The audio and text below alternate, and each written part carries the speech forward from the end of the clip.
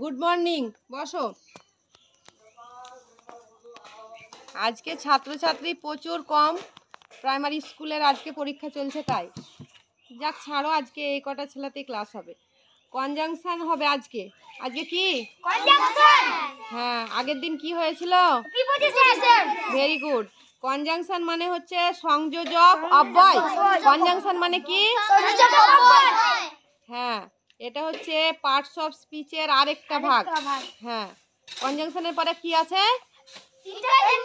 ইন্টারজেকশনটা পরের দিন হবে, আজকে হবে কনজাংশন। তাহলে কনজাংশন মানে হচ্ছে সংযোজক অব্যয়। এবার এইটার সংজ্ঞাটা বলে দিচ্ছি, ভালো করে শোনো সবাই। যে সব ওয়ার্ড একাধিক ওয়ার্ড বা সেন্টেন্সকে যুক্ত করে তাদের কনজাংশন বলে। যে সব ওয়ার্ড একাধিক ওয়ার্ড বা সেন্টেন্সকে যুক্ত করে তাদের কনজাংশন বলে। যে সব ওয়ার্ড একাধিক ওয়ার্ড বা সেন্টেন্সকে যুক্ত করে তাদের কনজাংশন বলে। কনজাংশনের একটা উদাহরণ বলছি, শোনো। Amal and Bimal are playing. তাহলে একবার আমি বলে দিচ্ছি, তারপরে তোমাকে প্রশ্ন করব। Amal and Bimal are playing. Amal এবং বিমল ফুটবল খেলছে। এবার এখানে দুটো সেন্টেন্স একটা হয়েছে। অ্যান্ডটা অ্যান্ডটা হচ্ছে কনজাংশন, এদের দুজনকে এক করে দিয়েছে। যেমন দেখো, এটা যদি আমি একটা একটা করে বলতে যাই কেমন করে হবে দেখো। একবার হবে অমল ইজ প্লেয়িং ফুটবল, একবার হবে বিমল ইজ প্লেয়িং ফুটবল। তো দুবার সেন্টেন্সটা না বলে আমি যদি এদেরকে এক করে দেই তো অ্যান্ডটা মধ্যে লাগাতে হবে, আর দুজন ওই জন্যে ইজটা আর হয়ে যাবে। ঠিক আছে, তাহলে Amal and Bimal are playing football. Amal and Bimal are playing football মানে কি? এটা বাংলা মানে কি? Amal and Bimal are playing football মানে কি? অমল এবং বিমল ফুটবল খেলা করছে, হ্যাঁ, বা খেলছে। হ্যাঁ, ঠিক। তারপরে আরেকটা উদাহরণ বলছি, তাহলে বুঝতে পারলে কনজাংশন এখানে কোনটা? অ্যান্ড। হ্যাঁ, বা ভেরি গুড। হ্যাঁ, অ্যান্ড। এবার তারপরেরটা বলছি, শোনো। Naresh is a tall man.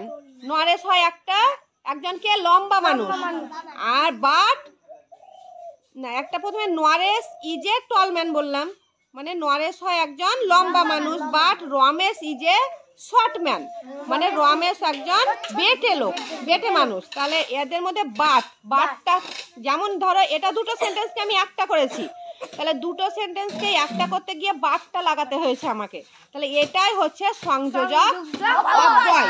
যেমন Naresh is a tall man, এটা একটা কথা।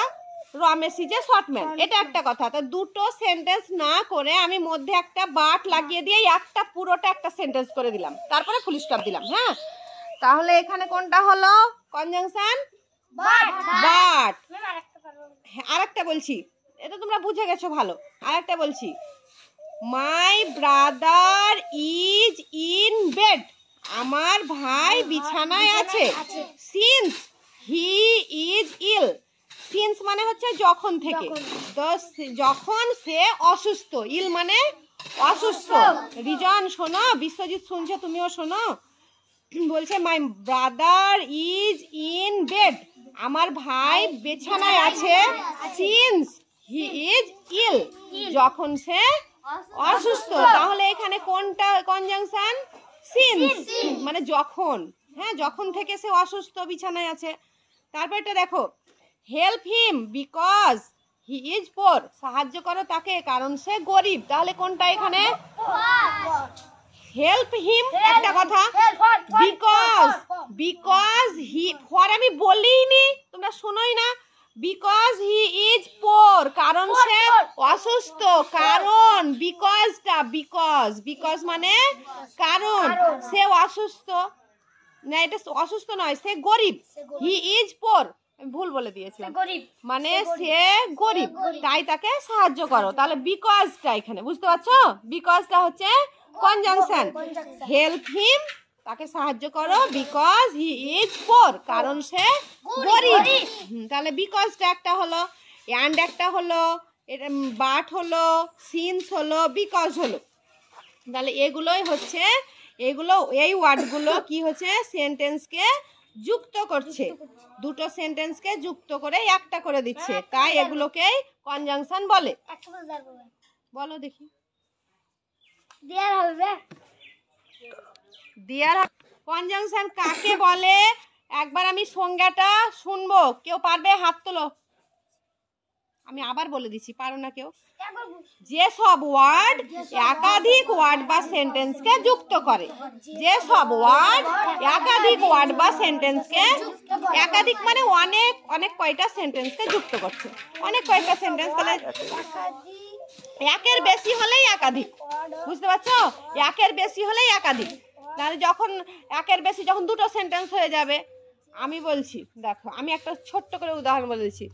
Rabiul is a good boy, এটা হলো একটা সেন্টেন্স।